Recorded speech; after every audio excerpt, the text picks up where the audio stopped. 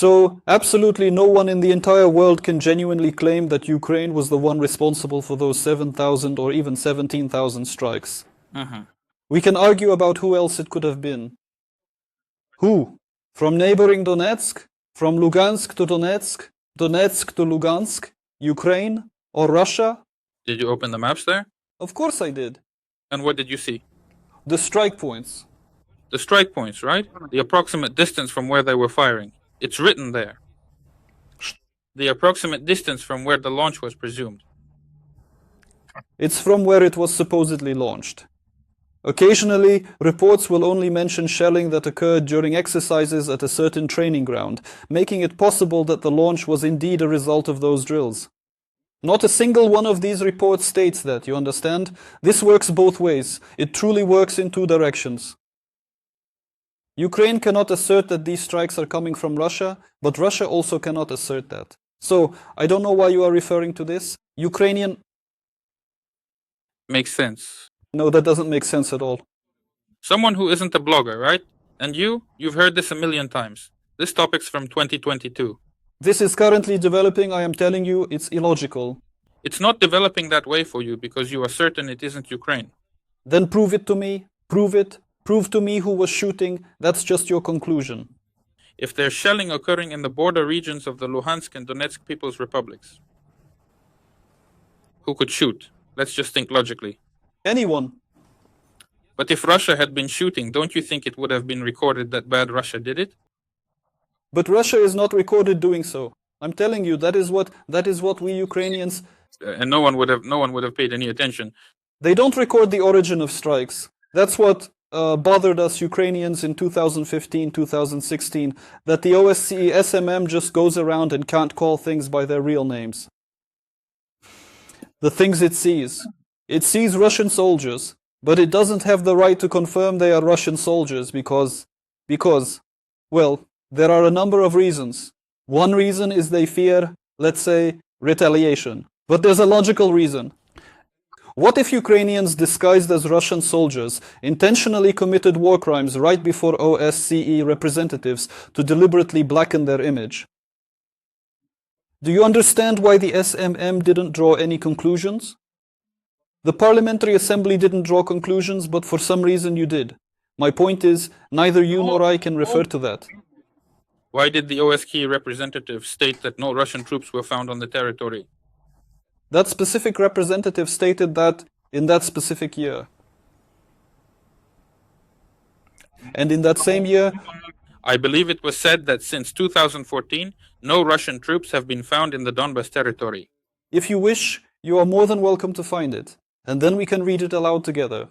He is essentially stating his own assumption or premise. But then, the Parliamentary Assembly, specifically the OSCE Assembly, releases a declaration outlining precisely why Russia is designated as a criminal and an aggressor. Neither you, a Russian, nor I, a Ukrainian, can reference these shellings. But I can. Oh, you're bringing up the declaration now, are you? But you know perfectly well that this declaration and this clause you're referring to, I think it's the 41st, is a clause that Ukraine proposed, and Russia later opposed it, right? You mean about the hybrid troops? It details how Russia violated all 10 points of the Helsinki Accords, how Russia violated the agreement signed with Ukraine, and how Russia violated Convention Resolution 3314. All of this is described in these declarations. Look, watch a Ukrainian prove to a Russian whether it's a blogger or some drunk old guy in a stretched out shirt. Indications of Russian soldiers being present within the territory of the occupied Donbas, highlighting the presence of military equipment specifically registered and maintained solely within Russia's armament and inventory. What equipment does only Russia have? Repellent, Tornado S, Buratino. I especially like using Buratino in this context. The Tornado, specifically the Tornado S, was not in Ukraine. Let me explain why and how that's the case. I actually asked myself that very question, you know, but then I wrote to Severny Potok to inquire about it. I said, dude, just explain it to me properly because they are saying that the shells were from a Tornado S. Let's drop that right now. That's it. It wasn't there, so it wasn't there. Look, you're taking this in the wrong direction. I think that this is... Exactly, the Tornado S. Let's focus on the Tornado S. Tornado. Fine. I believe it wasn't there. That's it. See? That's what I mean. It feels like the classic Russian blogger tactic of derailing the conversation, and now we're going to start comparing the serial numbers of this Tornado S. It wasn't there, fine. Look, I can show you a resolution. That's just the one I appreciate most, because it truly amuses me that Russians use such names for such terrifying weaponry. Take the Buratino, for example. There's a report from the OSCE Special Monitoring Mission from, if I'm not mistaken, the 27th, I believe, of August 2015, where it clearly states that in the territory controlled by the so-called LNR, certain tanks were discovered along with certain other equipment. Armored personnel carriers and one TOS, one Buratino. And that is exactly how you prove your point, nothing more. This is like the text, right? Are there some, more interesting proofs? How could it be more interesting? What do you mean? Well, for example, I'll state it now. Ukraine has 1,000 F-16 fighter jets. There, I just said it. I wrote it on a piece of paper, some guy named Popkin signed it for me. And now I'm claiming there are 1,000 F-16s there. Ah, but I'm not some guy named Popkin, I'm reading from the Special Monitoring Mission. I'm telling you, what if this mission says Ukraine has 1,000 F-16s? When they say it, we'll discuss it. I'm telling you. Well, but that would be a lie. When will that be? If it is a lie, then it will be a lie. Hold on a moment. You are referring to the 7,000, right? So what if the 7,000 shelling incidents on the Donetsk border is also a lie? Well, first of all, there are maps. On the maps, the locations of the explosions are some kind of proof. Secondly, you can easily... There is a clearly recorded, officially documented military facility right here. And locate these specific fragments from the periods when the shelling took place. There, if you scroll down, like on Front News, if you dig into that stuff. Oh, that's just low. Why would you do that? You can find videos where people, there were reports concerning these shelling incidents.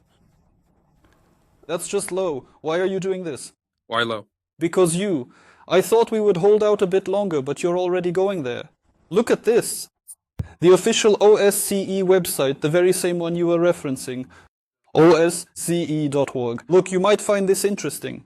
September 27th, 2015. I was wrong about August. You open this report, scroll through, there's a lot of interesting info here, but what we're specifically interested in, what specifically interests us is this. I can go through it paragraph by paragraph if you'd like.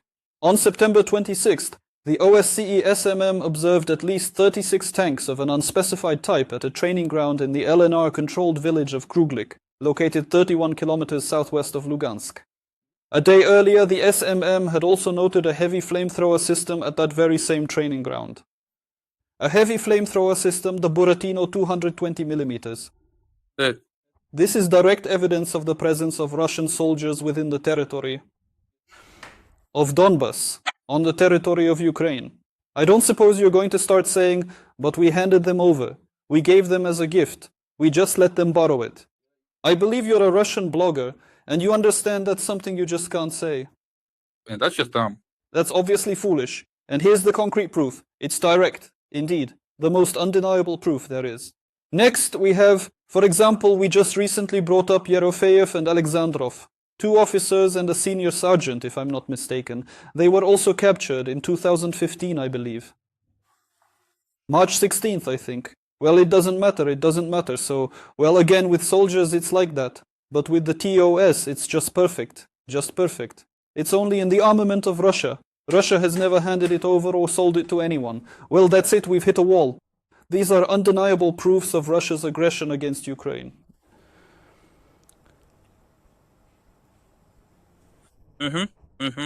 Listen, regarding the TOS, yes, I can say that well. I never concealed the possibility that something might have been transferred. I never concealed that. I don't possess that information, right? Well, perhaps or perhaps not. I'm honestly hearing about this Buratino from you for the first time. No other bloggers ever mentioned it. I just love it, because Buratino, I just really like the word Buratino. You know, flamethrowers and Buratino. What's the connection?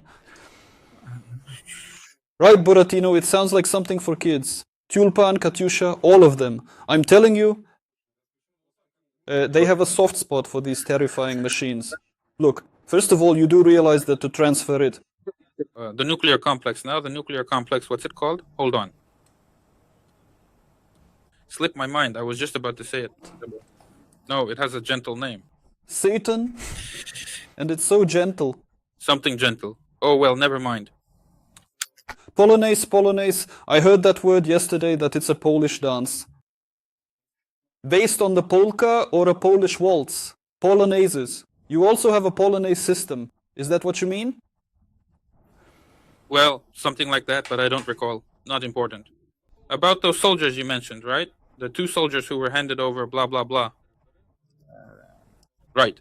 Were these individuals active duty military personnel within the territory of Russia? Look, let's drop the subject of the soldiers. You know.